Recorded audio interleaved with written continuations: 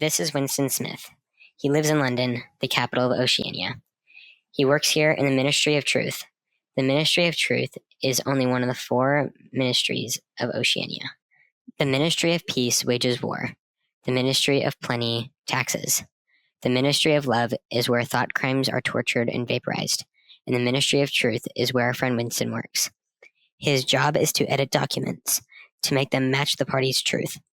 But now it's time for the 2 minutes of hate. The 2-minute hate. A time for us to be united in our hatred. Goldstein is a traitor. He was advocating freedom of speech, freedom of the press, freedom of assembly, freedom of thought, going against every ideal of the party. The crowd is standing up now, screaming, throwing things, pushing around each other, doing everything they can to express their hatred for Goldstein. Winston had joined in, although his hate was more focused not at the screen, but at Julia, at the party. It was an instant. Goldstein disappeared from the screen and was replaced by Big Brother, accompanied with the words, "War is peace, freedom is slavery, ignorance is strength." The frenzy begins to die down, and as it does, Winston and O'Brien make eye contact. They share a knowing glance for a fraction of a second, before looking away and going about their day. Hey, Winston. Hey, Simon. Syme, a co-worker of Winston, is currently working on the 11th edition of Newspeak, the official language of Oceania. How's the dictionary going? Oh, it's going good. We're busy making the 11th edition. I think this is the definitive edition. We almost got it. You know? When you're making Newspeak, a lot of people think the trouble is making new words, but it's really destroying old words. You know, in Old Speak, we have all these different words for meaning good or bad, but all those can just be summed up into good and ungood in Newspeak. It's really amazing. I don't think you get it, Winston. With Newspeak, we're making thought crime literally impossible. There won't be the words to even convey it. In fact, by 2050, people won't even be able to understand our conversation. How crazy is that? Well, maybe accept the pros. Oh, the pros aren't really people. And by then, everything will change. The pros will change, the language will change, even the party will have changed. I mean, how could it not? At this point, Winston realized that Syme would eventually be vaporized. Vaporization is the traditional way the party hides its distastes, of course followed by the redaction of them from all of history. He was entirely loyal to the party, but was also smart. Too smart. He said things that were better left unsaid. The party doesn't like people like this, no matter their loyalty. Syme, himself, O'Brien, they would all be vaporized. But not the useful idiots that surrounded him and didn't care to think about anything that matters. They would never be vaporized. The woman with dark hair would never be vaporized. Winston wasn't sure what the woman with dark hair was doing. He figured that she might have been a spy, or a member of the Thought Police, and that he would be reported for thought crime and taken to the Ministry of Love soon. But he could never know this for certain. Winston's eye was caught while he was walking down the Prole later that day. Despite his concern of being found in such a place like this, and knowing its items would be grounds for a compromising investigation, he decided to inquire further. Winston knows that if he gets caught, it's over. He's already committed a crime, and if he writes it in the journal, there's no going back. He knows what he's doing is wrong. That's why he's hiding it from the telescreen. Those things are everywhere. He can see into it, and we can see out of it.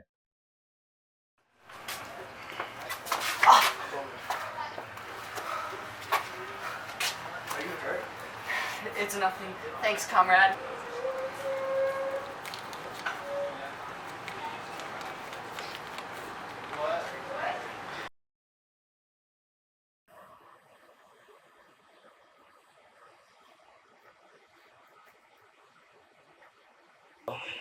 When do you leave work?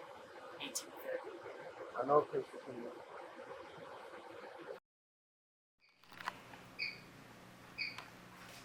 I hate rats. Oh my gosh. Okay. Ready for this? Okay, let's get started.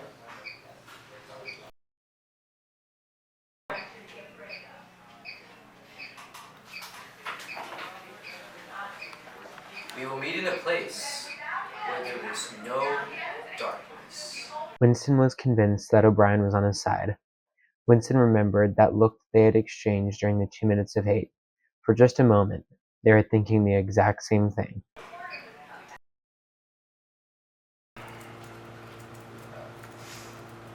I should like to have a word with you. I would like to go over the 10th edition of the Newspeak Dictionary. Perhaps you would like to come over to my flat? I can give you my address.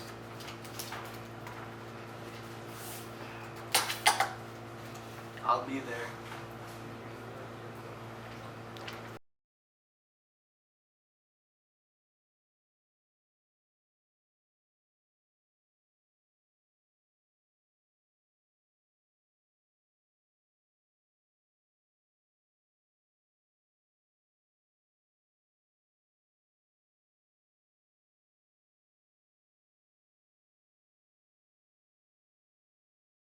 In past ages, a war, almost by definition, was something that sooner or later came to an end, usually an unmistakable victory or defeat. All rulers in all ages have tried to impose a false view of the world upon their followers, but they could not afford to encourage any illusion that tended to impair military efficiency. Physical facts could not be ignored. In philosophy or religion or ethics or politics, 2 and 2 might make 5. But when one was designing a gun or an airplane, they had to make 4.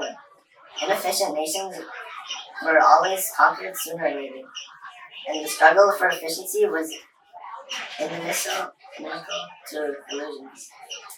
But when war becomes literally continuous, it also ceases to be dangerous. When war is continuous, there is no such thing as military necessity. Technical progress can cease, and the most palpable facts can be denied or disregarded. Efficiency, even military efficiency, is no longer needed. Nothing is efficient in Oceania except the thought police. Since each of the 3 superstates is unconquerable, each is in effect a separate universe within which almost any perversion of thought can be safely practiced.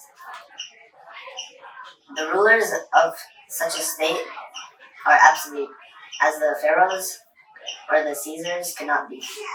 They are obliged to prevent their followers from starving to death in numbers large enough to be inconvenient, and they are obliged to remain at the same low level of military technique as their rivals. But once that minimum is achieved, they can twist reality into whatever shape they choose. The war, therefore, if we judge it by the standards of previous wars, is merely an imposture. It eats up the surplus of consumable goods, and it helps to preserve the special mental atmosphere that a hierarchical society needs. The very word war, therefore, has become misleading. It would probably be accurate to say that by becoming continuous, war has ceased to exist.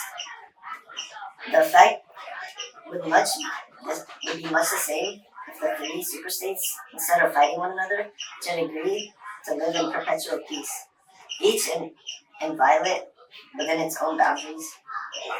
For in that case, each would still be a self-contained universe, freed forever from the sovereign influence of external danger.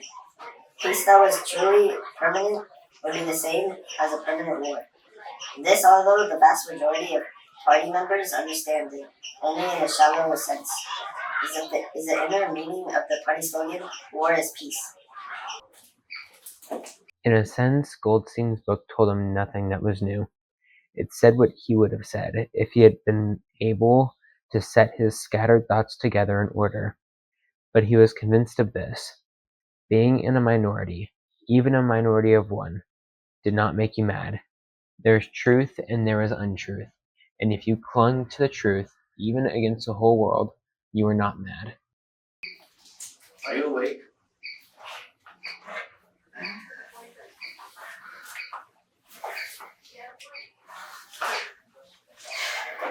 O'Brien's words echoed in Winston's mind.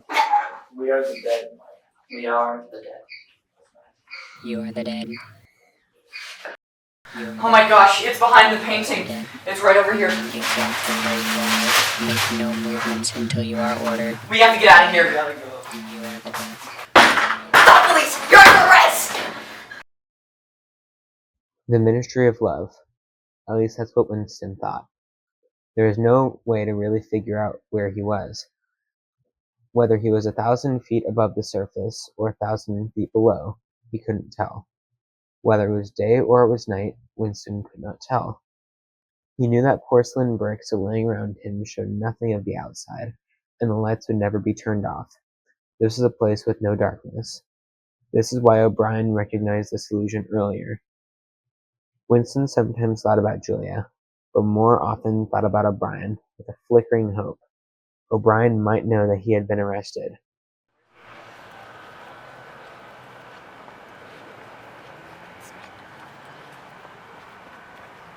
They got you too?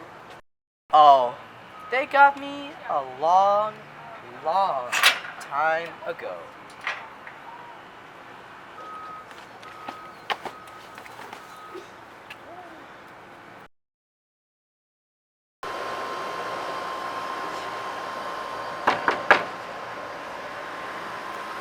You asked me once, what is in room 101?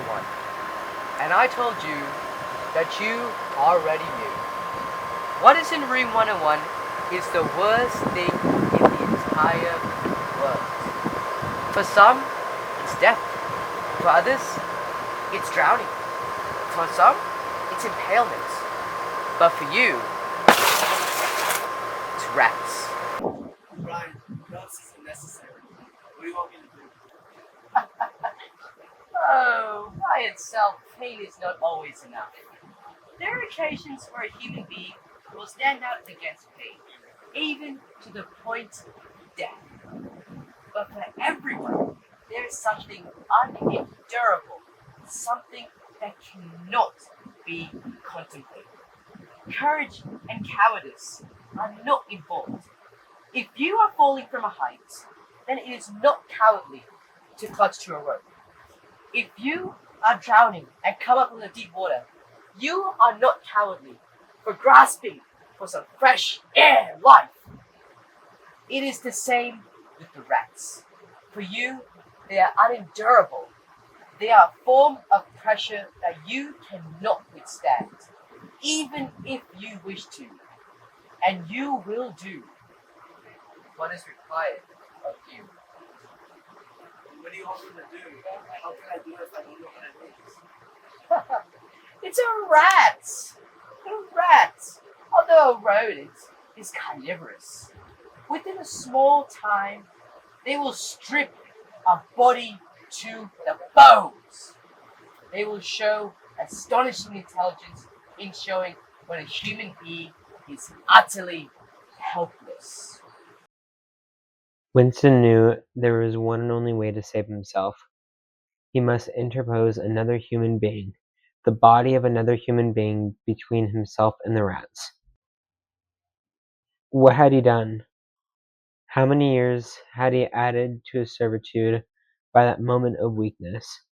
What were his true feelings towards Big Brother? He knew now that the party was in the right. It must be so. How could the immortal, collective brain be mistaken? By what external standard could you check its judgments? Sanity was statistical. It was merely a question of learning to think as they thought. He accepted everything. He hardly knew why he had ever rebelled. Winston wasn't sure how much time had passed. It must have been weeks or months. He's doing so much better than before. Eurasian forces are moving southward at a terrifying speed. This isn't merely a question of losing South Africa. This is the first time in the whole war that the territory of Oceania itself may be threatened. Where are you guys going? I'm betrayed. Sometimes they threaten you with something so bad that you have to put it on to someone else.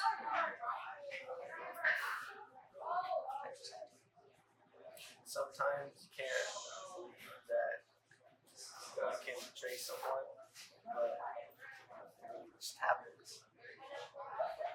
I gotta go.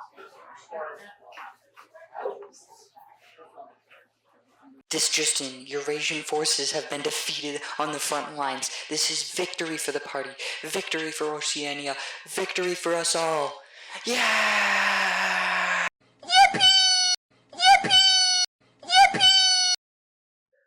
40 years it had taken him to learn what kind of smile was hidden beneath those dark eyes.